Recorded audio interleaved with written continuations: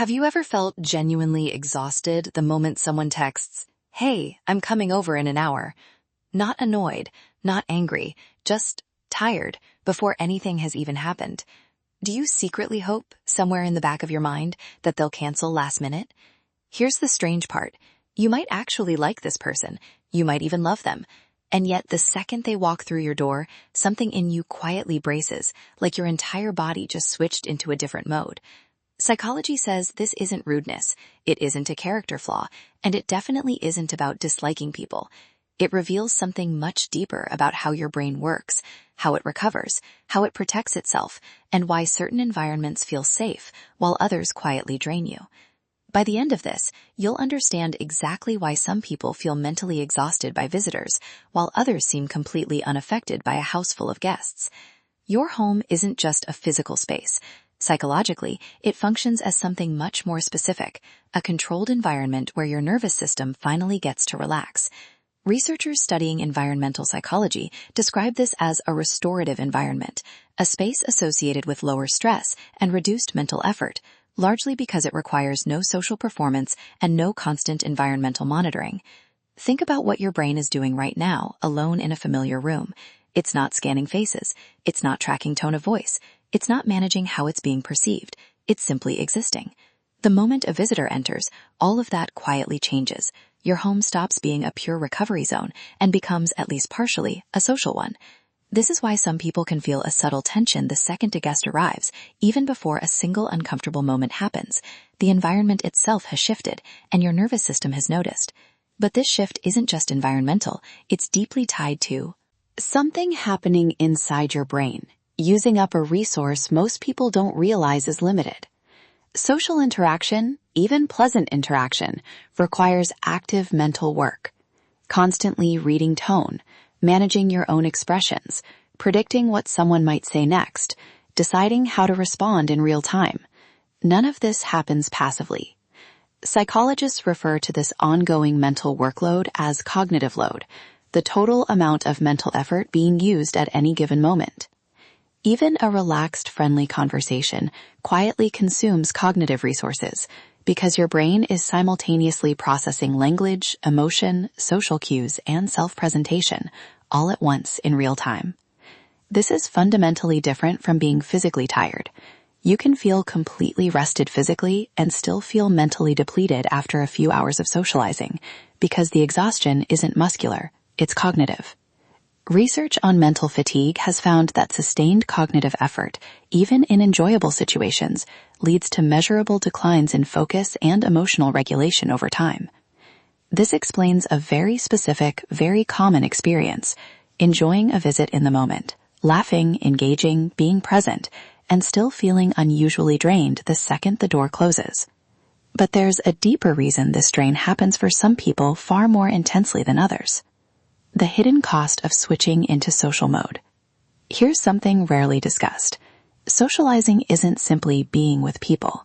Psychologically, it often requires switching into an entirely different internal mode. Think of it like two separate settings inside your brain.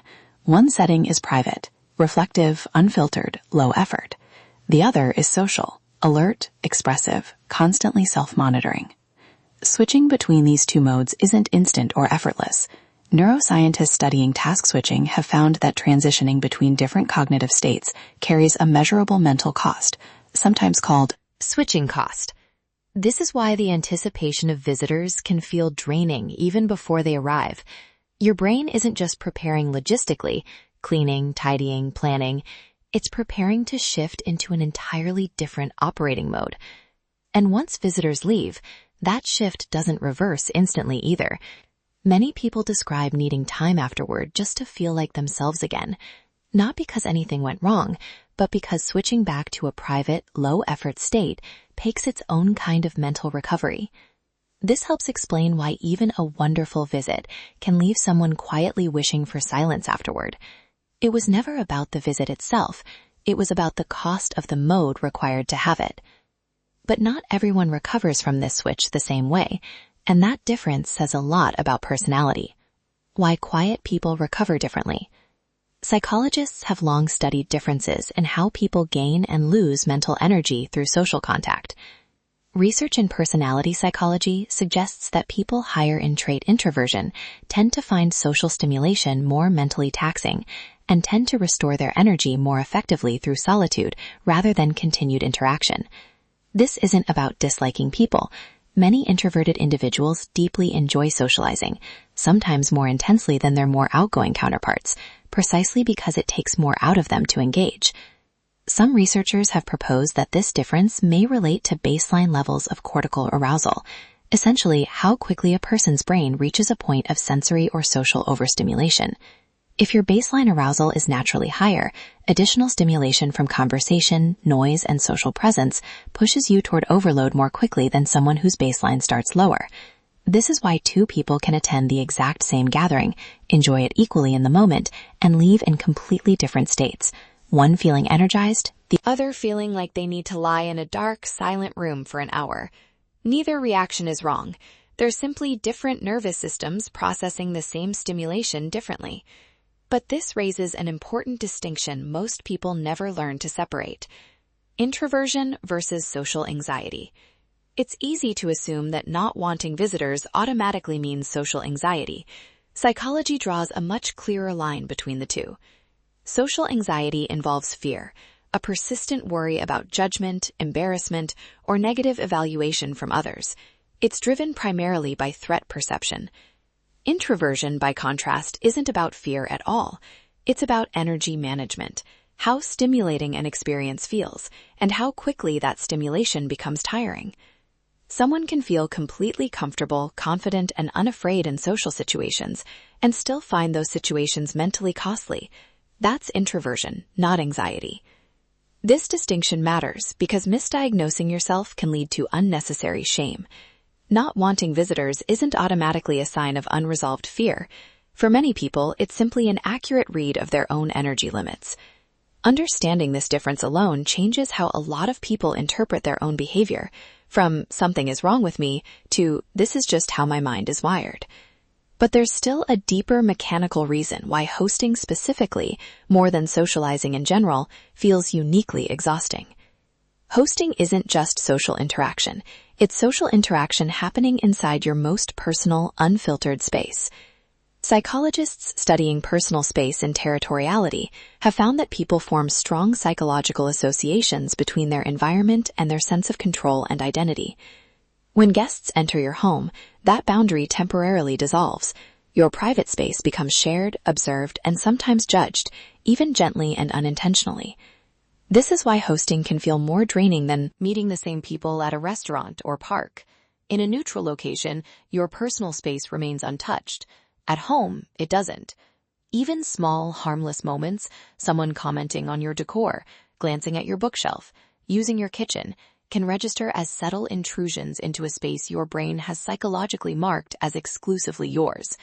This isn't paranoia.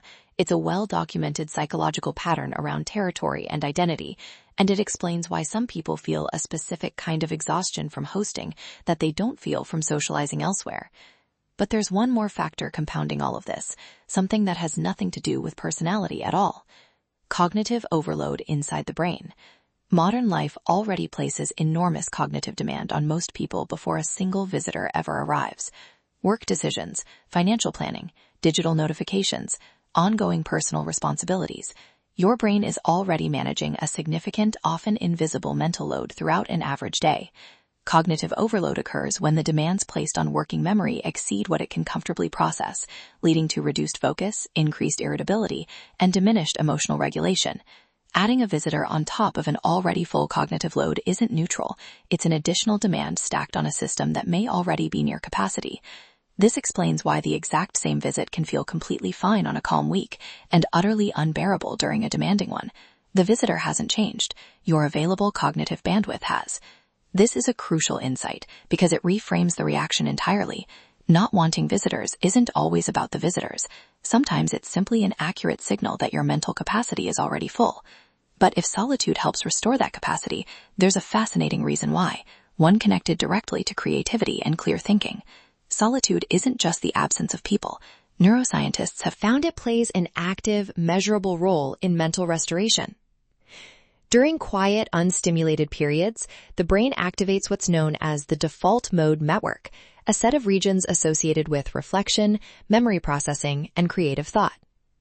Research shows that time spent in solitude allows this network to operate more freely, without the competing demands of external social processing.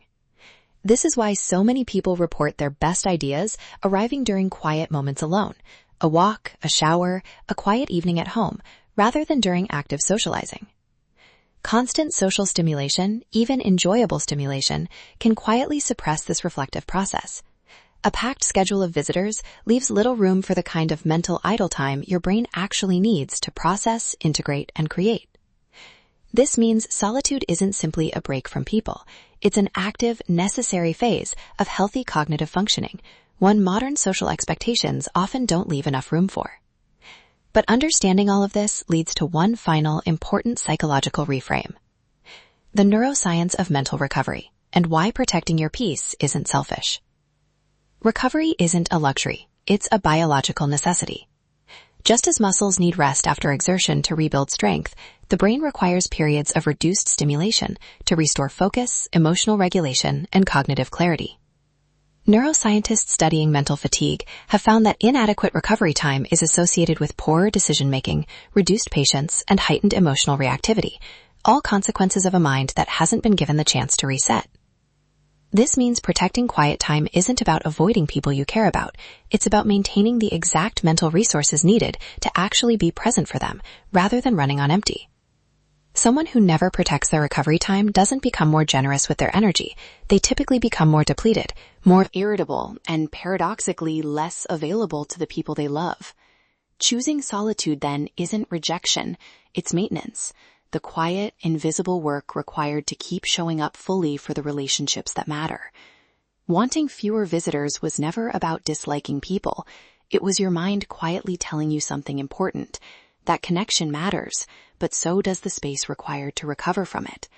Protecting your peace doesn't mean you love people any less.